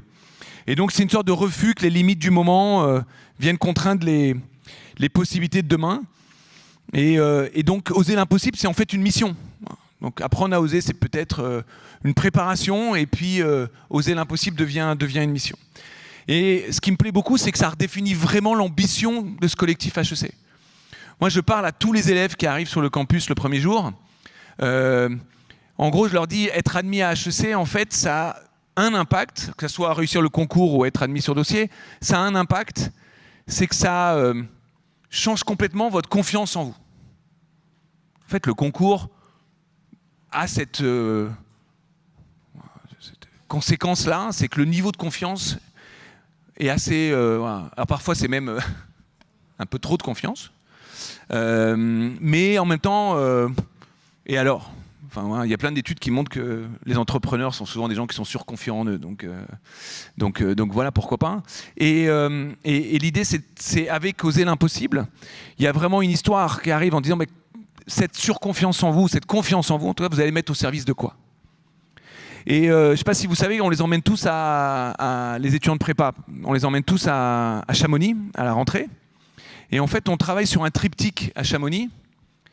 Être soi, donc quelle est votre verticale, voilà, votre purpose à vous, là, et c'est difficile d'oser l'impossible quand vous n'êtes pas aligné avec vous-même. Être avec, quelles sont les clés de l'action collective? On n'y va pas seul, là aussi on y va à plusieurs. Et puis, être pour. Okay. J'espère que je ne vais pas finir quand il rentrait, parce que sinon, je ne suis pas du tout dans le tempo. Là. Et donc, voilà, être pour, vous êtes là pourquoi face à la mer de glace qui fond, à l'éternité des montagnes, etc. Vous êtes là pourquoi? Et donc, l'idée, ça a été de changer ce triptyque et de l'incarner avec des rôles modèles. Donc, ce qu'on a voulu, c'est vraiment montrer les personnes de la communauté qui l'incarnent, montrer des professeurs qui l'incarnent également. Et ce qu'on a trouvé formidable, c'est qu'avec Joséphine, on a parlé aux élèves du campus, et on a eu plein de retours d'élèves du campus qui disent « Mais attendez, mon histoire à moi, c'est oser l'impossible. » Et donc j'ai envie de vous en parler, j'ai envie d'incarner cette campagne. Et puis on a eu des alumni qui l'ont fait aussi. On a des alumni qui ont détourné la campagne, c'est-à-dire que vous avez vu les photos, ils ont mis leur tête, ils ont revu le texte, et puis ils ont commencé à diffuser aussi finalement leur propre interprétation de Oser l'impossible. Et donc, voilà, ça a été une première étape, et voilà, qui dit quelque chose de fort de l'ambition de l'école. Deuxième point, c'est que la devise, c'est important, mais et c'est pas forcément facile, il faut faire un choix, mais l'incarner, avoir une capacité de l'école à porter cette ambition, ça c'est aussi un sujet très difficile. Et donc on a créé au sein de l'école, vous en avez peut-être entendu parler un petit peu, mais on a créé ce qu'on appelle HEC Institute. Et HEC Institute, ça regroupe tous les centres et tous les laboratoires de l'école, au sein d'une même entité. L'objectif, c'est à la fois de produire de la connaissance. Vous savez qu'on veut essayer de dépolariser au maximum les débats. Donc produire la connaissance qu'on va transmettre, mais c'est utiliser cette connaissance au service de l'action. Okay. Et on a aujourd'hui des centres de référence sur le sujet de l'innovation et de la technologie, sur l'entrepreneuriat, sur l'entrepreneuriat social, sur le family business, sur l'intelligence artificielle. Hyper intéressant. Mais ça dit aussi beaucoup en fait, d'une transformation qu'on est en train d'opérer au sein de l'école. Pendant 150 ans, HEC, ça a été un lieu d'enseignement. Okay, c'est encore un lieu d'enseignement, mais pendant 150 ans, ça a été un lieu d'enseignement, et pendant longtemps, ça n'a même été qu'un lieu d'enseignement. Depuis une trentaine d'années, c'est aussi devenu une institution de recherche. Okay, et une institution reconnue de recherche. Ce qu'on essaie de faire depuis quelques années, c'est de plateformiser l'école, en tout cas en faire une plateforme de solutions très importante. Et l'idée, c'est que beaucoup des grands défis dont on a parlé tout à l'heure, et bien plus que cela, on les fasse revenir sur le campus, parce qu'on a une force incroyable tous ensemble, c'est une capacité à créer un écosystème pour essayer de craquer des solutions. Okay. Plus la technologie va se développer, plus l'apprentissage va se faire de manière un peu différente, plus il faut repenser la mission de l'école. Et une des missions de l'école, effectivement, c'est de se dire comment est-ce qu'on est extrêmement orienté solution. Et donc les défis des entreprises, les défis des ONG, les défis des gouvernements, les défis des différents entrepreneurs, les défis qu'on a dans nos sociétés, les faire revenir sur le campus. Et on a la capacité de prendre des entrepreneurs, des investisseurs, des étudiants, des professeurs, des scientifiques, etc. pour essayer de craquer ces différentes solutions. Ça donnera peut-être des créations d'entreprises, ça donnera peut-être des idées à des entreprises qui existent, mais en tout cas, on va le pousser beaucoup plus. Et donc ça, c'est à la fois une transformation à la fois de la mission de l'école, mais c'est aussi, je pense, au cœur du One HEC qu'on a abordé tout à l'heure. C'est-à-dire que quand votre mission, c'est d'être un lieu d'enseignement, on se dit en général, bon, il y a un moment pour l'enseignement et puis il y a un moment qui n'est plus pour l'enseignement. Donc, quand je suis diplômé, c'est une autre vie, c'est autre chose. Okay. Quand on se dit qu'on va collectivement essayer de craquer un certain nombre de problèmes et d'amener des solutions, en fait, c'est revisiter complètement la manière d'être un alumni et son lien avec l'école. Okay. C'est pas j'ai assisté à des cours et puis maintenant j'ai ma vie professionnelle. C'est non, dans le cadre de ma vie professionnelle, je vais t'amener à revenir, je vais t'amener à travailler avec des élèves, avec des profs, avec des entrepreneurs, etc. parce qu'on va collectivement essayer de se dire qu'est-ce qu'on apporte au monde. Okay. Et qu'HEC soit effectivement au cœur de cette solution-là.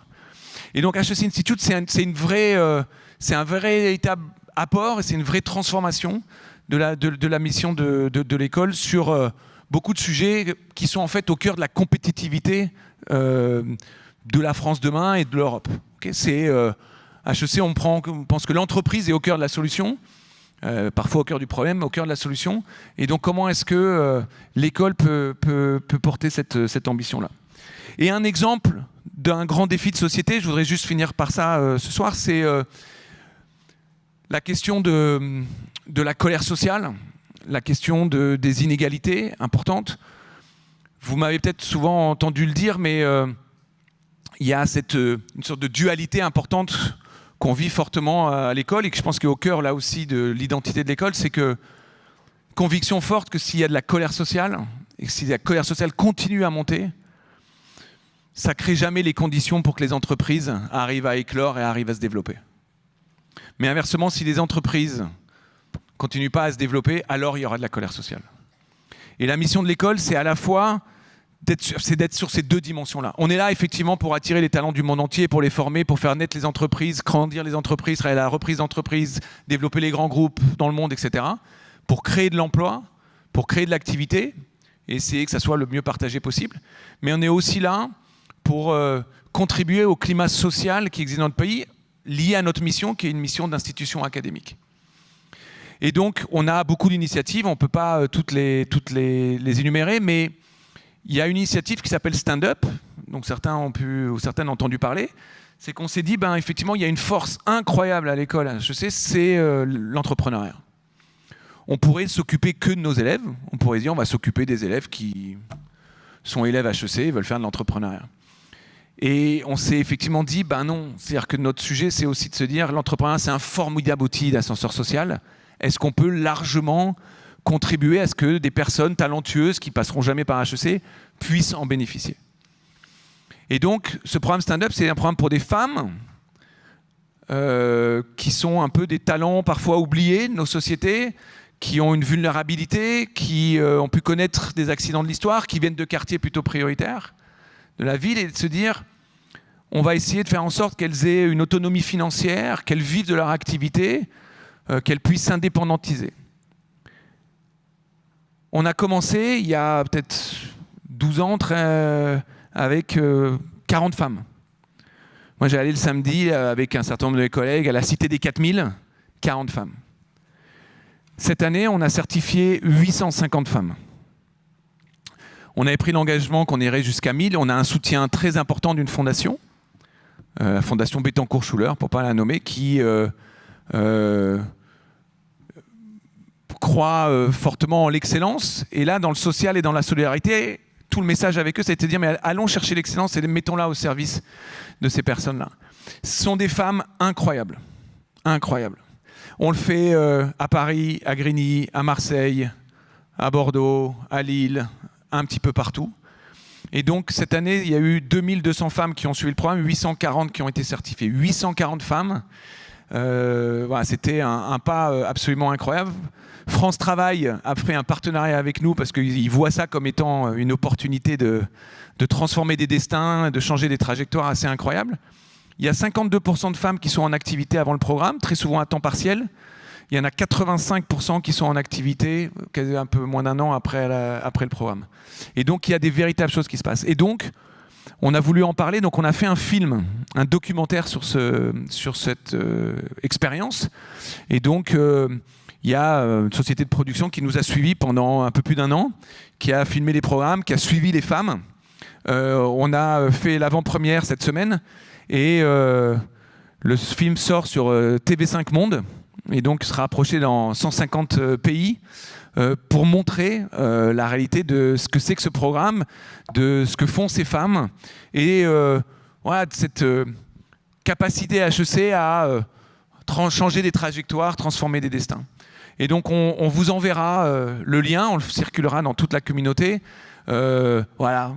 Faites-le savoir, diffusez-le, commentez-le, parce que voilà, un petit bout d'histoire de l'école, très souvent un peu méconnu, mais qui est extrêmement impactant.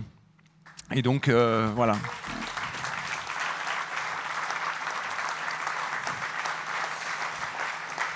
Et donc merci à toutes et à tous parce que beaucoup de mentors dans la communauté des HEC qui voilà, accompagnent ces femmes et qui nous disent très souvent que l'énergie qu'ils en reprennent est assez incroyable. Et donc voilà, c'est un exemple parmi d'autres. On parlera des autres dans d'autres AG. Merci à toutes et à tous.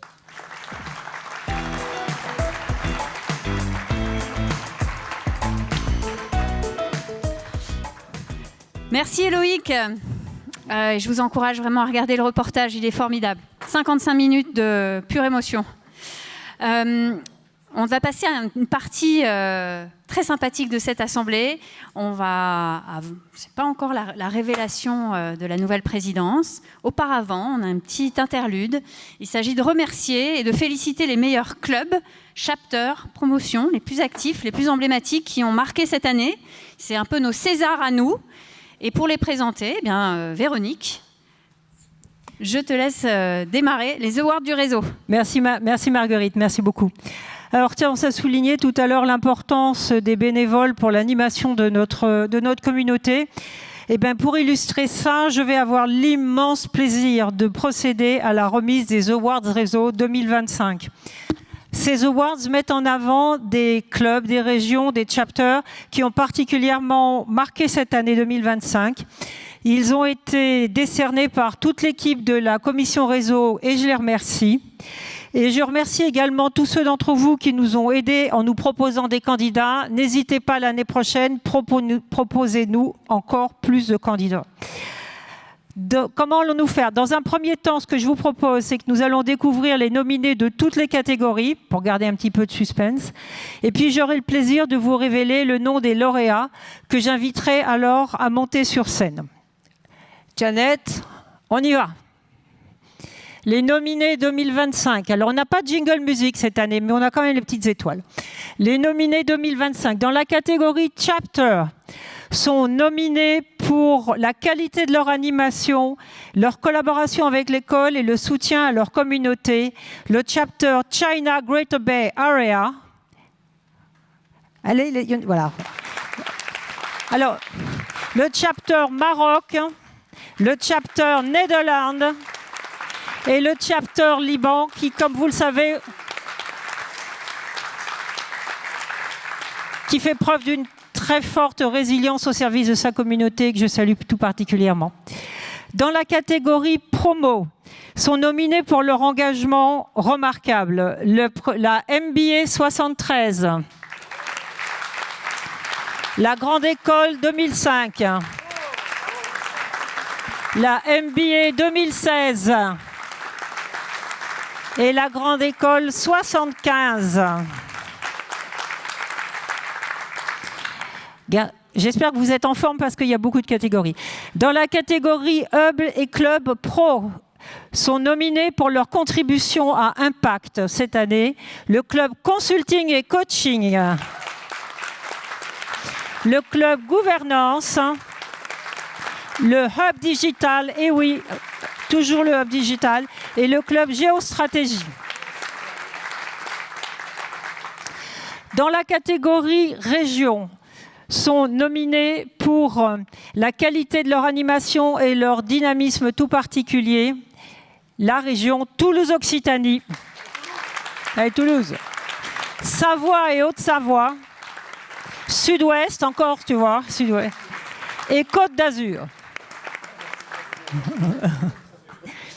Et dans la catégorie loisirs thématiques et générationnels, sont nominés pour leur qualité et leur capacité à créer du lien au sein de leur communauté, le club HEC Rock,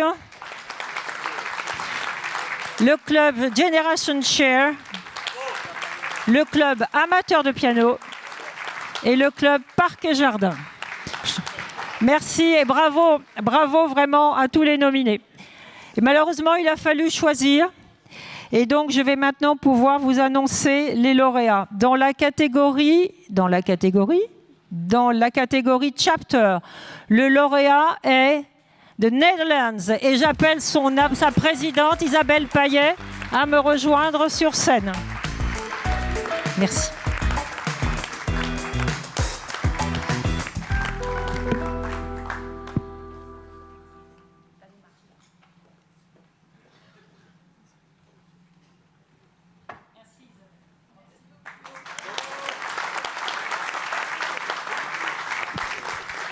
Dans la catégorie promo, la promo lauréate est HEC 75.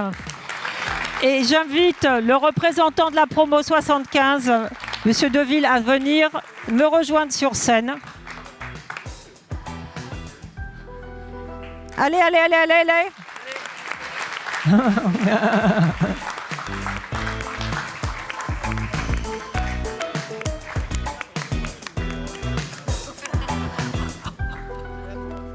Viens sur scène. Bravo. Attention à ce que tu dis. Dans la catégorie Club Pro,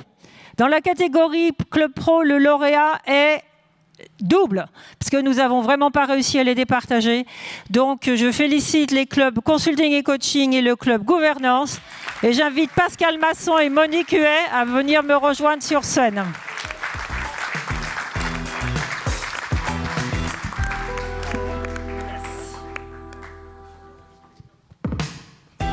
Parfait. Plus on est dessus. Non, prends pas celui de Monique. Enfin. Voilà. Bravo, bravo à eux. Et dans la catégorie région, la région lauréate est Toulouse. Et j'invite son président Pierre Combe à me rejoindre sur scène.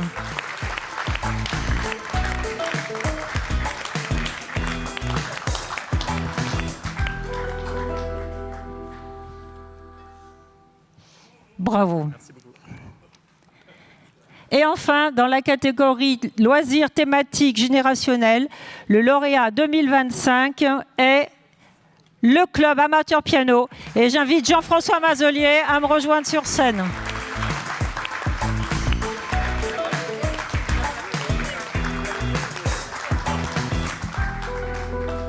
Ah bah oui.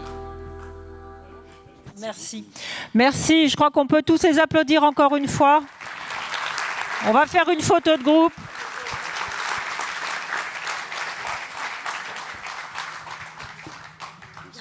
Allez.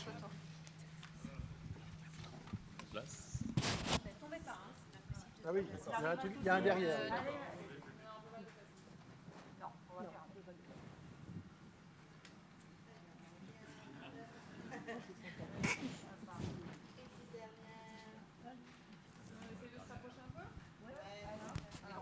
Les grands devant.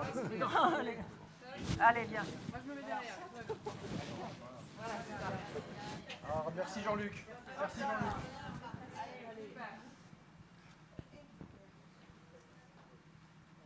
Bravo, merci. Bravo à tous. C'est bon, Véronique? Oui.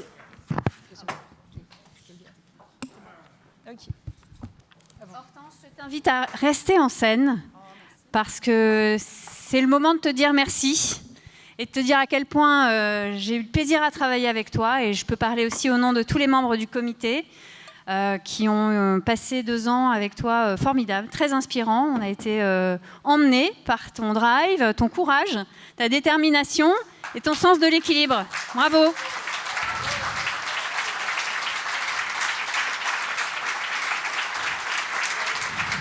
C'est une standing ovation.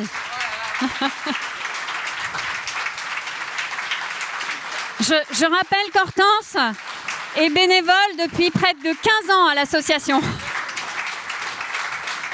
C'est donc un modèle d'engagement au service de notre communauté et de notre école. Merci. Merci. On voulait te remettre quelques... Viens. Te remettre quelques fleurs. Merci Marguerite, je ne vais pas faire de discours, mais merci infiniment. J'ai pris, comme je l'ai dit tout à l'heure, beaucoup de plaisir à travailler avec tout le monde. Donc ça a été 2 ans merveilleux. Voilà. Et un petit souvenir pour ton desk, ton étagère. Félicitations. Merci.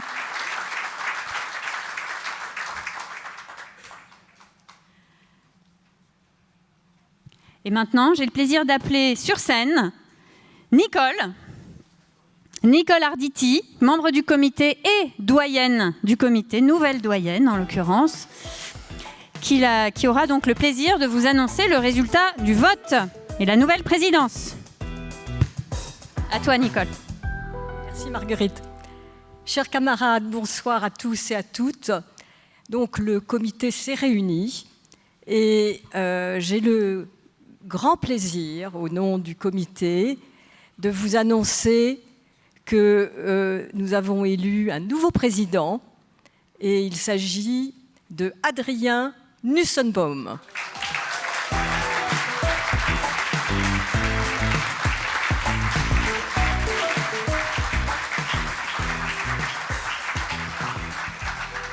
Alors tout le monde connaît bien sûr Adrien, mais je dirais juste 2 mots sur lui, pas plus que 2, je vous promets. Donc d'abord que c'est quelqu'un de très inspirant et ensuite que c'est aussi un rôle modèle pour toute la communauté HEC.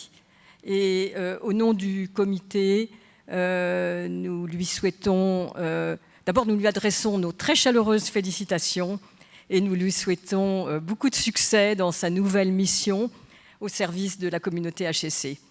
Adrien, je t'invite à nous rejoindre sur scène.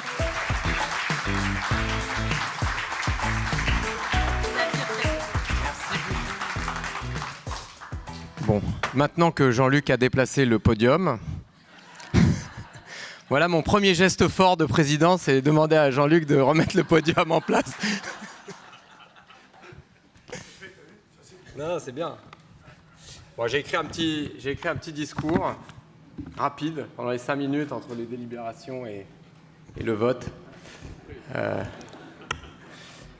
Voilà, d'abord, chers camarades, je voudrais vous dire que je suis très heureux. C'est un grand plaisir d'assumer ces fonctions et d'être président de HEC Alumni, surtout en présence d'illustres présidents dans la salle. Donc je vous remercie beaucoup de votre confiance, c'est très sympa. Ma première pensée, c'est bien entendu pour tous les bénévoles qui font vivre l'association, puisque sans bénévoles, si j'ai bien compris le principe d'une association, il n'y a pas d'association. Donc vraiment un grand merci à eux. Bien entendu, je veux saluer l'engagement de mes prédécesseurs qui ont assumé ces fonctions avant moi, tout particulièrement Hortense, qui d'ailleurs m'a aidé dans ma candidature au comité et m'a guidé vers ce chemin. Et donc merci Hortense, merci pour tout ce que tu as fait. J'ai un petit remerciement pour Jean-Luc Alavena, pour ses conseils précieux, pour toute son implication au sein de l'école. Jean-Paul, Éloïc, Jean-François qui nous regarde, bien entendu, Marguerite et toute son équipe, et toutes les autres personnes qui œuvrent au développement de notre belle et grande école. Alors, je vais me permettre une petite note personnelle, puisque maintenant je suis président, donc je peux me permettre certaines choses. Non, plus sérieusement, la première fois que j'ai entendu parler d'HEC, en fait, c'était pas HEC, c'était HEC. Et c'est comme ça qu'on disait, je crois. Et c'était un très vieil ami de mon père qui a joué un rôle important dans ma vie, qui s'appelait Raymond Danziger, qui était de la promotion 1955 et qui nous a quittés il y a quelques années. Et lui, comme mon père d'ailleurs, promotion 66, ont enseigné à HEC et ont toujours eu l'école dans un coin de leur cœur, et plutôt un coin important, de différentes manières d'ailleurs, avec une forme d'engagement polyforme. Mais ce que j'ai toujours aimé avec eux, c'est que dès le début, je me suis dit, j'y connaissais rien, mais je me suis dit, si je fais ce truc, apparemment, ils seront bien, ils seront contents et ça sera bien. Donc après, il a fallu essayer d'y rentrer. Ça a été plus difficile. Comme mon camarade Dimitri Boult de prépa peut en attester, c'était pas gagné d'avance. Mais avec le recul, je comprends aussi ce qu'HEC représentait pour eux. Moi, je suis le fils et petit-fils de survivants de la Shoah. Et pour ma famille, pour Raymond, HEC, c'était pas seulement une grande école, en fait. C'était une promesse. C'était la promesse que dans une république, qui n'est pas toujours parfaite, mais fidèle à certains principes essentiels, le travail, l'effort et le mérite peuvent permettre de reconstruire les choses que l'histoire, par moments, détruit. Et donc, le fait que ma famille, au travers de mon père, puisse s'inscrire dans cette tradition, ça a toujours été quelque chose de vraiment très important pour moi et totalement aligné avec cette promesse républicaine et ce sentiment et cette fierté d'être français aussi. Et donc vraiment derrière ça, il y a la promesse qu'une génération peut transmettre davantage à la suivante que celle qu'elle a reçue elle-même. Et je pense que c'est quelque chose qui est au cœur de ce qui nous anime. Sinon, honnêtement, on ne serait pas dans cette salle sans clim, par 40 degrés, un soir de match de foot. Et donc, en fait, au fond, cette idée de transmission, elle ne m'a jamais quitté. C'était un chemin pour essayer de découvrir la manière dont elle pouvait se mettre en forme. Mais en fait, HEC m'a pas seulement appris un métier, mais il m'a ouvert aussi des portes. Il m'a appris à voir grand, à entreprendre, à prendre des risques. Et ça se voit dans la campagne que Loïc a présentée. Et en fait, vraiment, cette idée qu'on peut, ensemble, construire des choses qui nous dépassent. Et je pense que tous les chantiers, tous les challenges, tous les défis qui s'ouvrent aujourd'hui à l'école montrent qu'effectivement, on a beaucoup de choses encore à construire et à dépasser, et que si on ne le fait pas ensemble, on n'y arrivera pas. Et donc, en fait, c'est cette conviction qui m'a conduit dans mon parcours d'entrepreneur, qui m'a amené à m'engager auprès de la Fondation, qui m'a emmené, inspiré par d'autres d'ailleurs, comme Frédéric, à créer un programme qui s'appelle Imagine Fellows, qui fait venir des étudiants de pays en guerre sur le campus. Je déjeunais encore aujourd'hui avec les gens de l'Institut, du Lab, et je leur disais, mais vraiment, il faut qu'on vise le prix Nobel de la paix, puisque aucune école ne l'a jamais eu. Et c'est quand même un lieu où on apprend, où on échange, où on apprend à se connaître et où on surmonte les différences. Et donc voilà, c'est ce qui m'a conduit à être là aujourd'hui. Je suis vraiment très heureux. On m'avait dit de faire vite, j'ai encore plein de pages, mais je vais essayer de raccourcir. Je suis d'abord un peu content parce que finalement, c'est la première fois que je suis élu à quoi que ce soit, je réalise, ce soir. Donc en fait, j'en profite. Hein. Et c'est vrai que quand j'étais petit, j'avais des ambitions parfois déraisonnables, notamment quand j'ai commencé à me raser, je me suis dit que je pouvais devenir président de la République, parce que c'est comme ça que ça vient, il paraît. Et finalement, je me retrouve président d'HEC Alumni, et finalement, je pense que c'est bien mieux, parce qu'au moins, on peut faire des choses. Et en plus, avec des gens sympas, avec le club, en mangeant du cassoulet avec le club Toulouse, en apprenant l'IA avec le club consulting.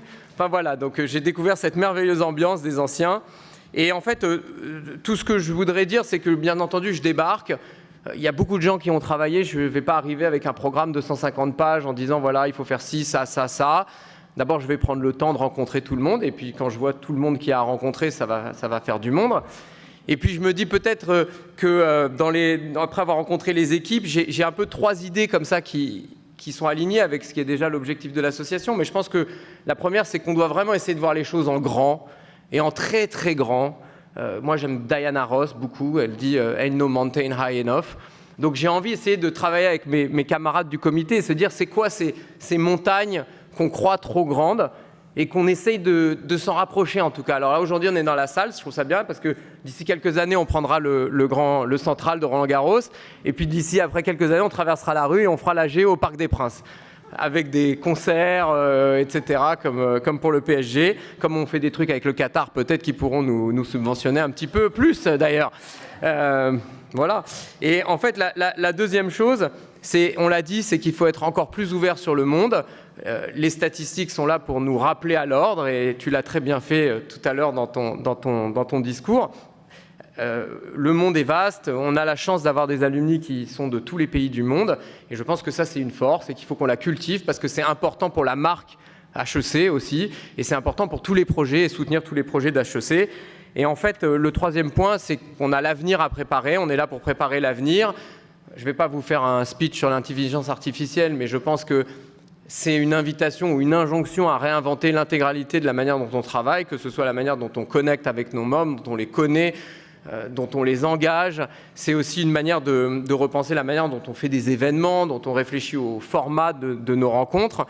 Et je crois profondément que l'IA va nous aider aussi à grandir et à nous développer, et qu'on arrive à se dire qu'est-ce qui manquera à l'HEC dans 10 ans, 20 ans, 30 ans, parce que c'est à nous de le penser aujourd'hui.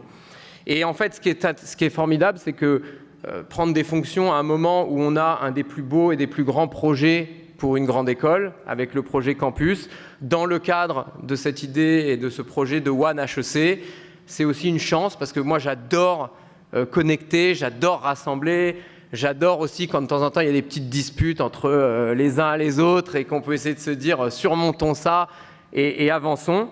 Et voilà, j'ai essayé de passer ma vie à construire, à apprendre, et j'ai appris une chose dans ma vie d'entrepreneur, c'est que les réussites, même s'il faut qu'il y en ait un qui prenne les balles pour les autres en général, c'est avant tout un sport d'équipe.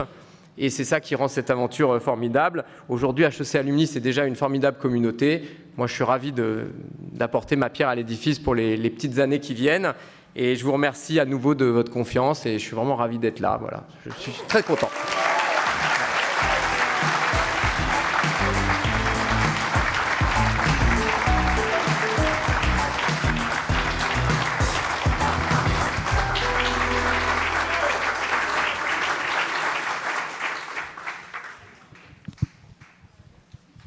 Merci Adrien, je m'associe à toute la salle et à tous ceux qui nous suivent en ligne pour te féliciter chaleureusement pour cette élection. Et on se réjouit de travailler ensemble, bien sûr. Eh bien, nous arrivons au terme de cette assemblée, chers amis.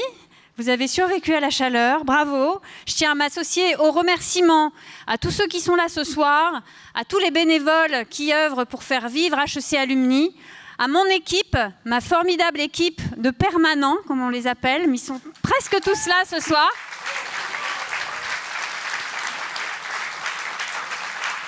Ils ont bossé très dur. Ils ont bossé très dur pour créer ce moment ensemble, et leur engagement est quotidien, et croyez-le, ils ne comptent pas leurs heures. Donc voilà, c'est vraiment un plaisir de travailler avec vous. Et puis je remercie aussi tous ceux qui œuvrent dans l'ombre au rayonnement d'HEC, au rayonnement de la communauté. Vous êtes très nombreux, et c'est grâce à vous que HEC est si puissant. Merci aux présidents qui sont très nombreux ce soir, et on est toujours ravis de vous revoir. Alors, à celles et ceux qui prolongent la soirée avec nous, ça se passe ici, c'est la Summer Party. Vous allez pouvoir vous diriger tranquillement vers l'extérieur où il fait moins chaud. Vous avez vu, le soleil a quitté les lieux pour nous permettre de souffler un peu. Vous êtes munis normalement d'un petit billet, un petit ticket Summer Party. Alors c'est un petit ticket qui est quand même l'un des plus convoités de la saison, parce qu'on était à guichet fermé ce soir, on a dû refuser du monde. Et l'année prochaine, tu as raison Adrien, on prendra une salle plus grande pour accueillir tous ceux qui voudront être des nôtres. Donc donnez votre petit ticket à l'équipe pour rejoindre la Summer Party, et pour ceux qui n'ont pas de ticket et qui d'aventure voudraient rester avec nous 2 heures avant le match, vous pouvez encore en faire l'acquisition dans la première partie de la salle, là où vous avez émargé au début. Je vous remercie. Et je vous souhaite un très bel été. Au plaisir de vous retrouver à la rentrée.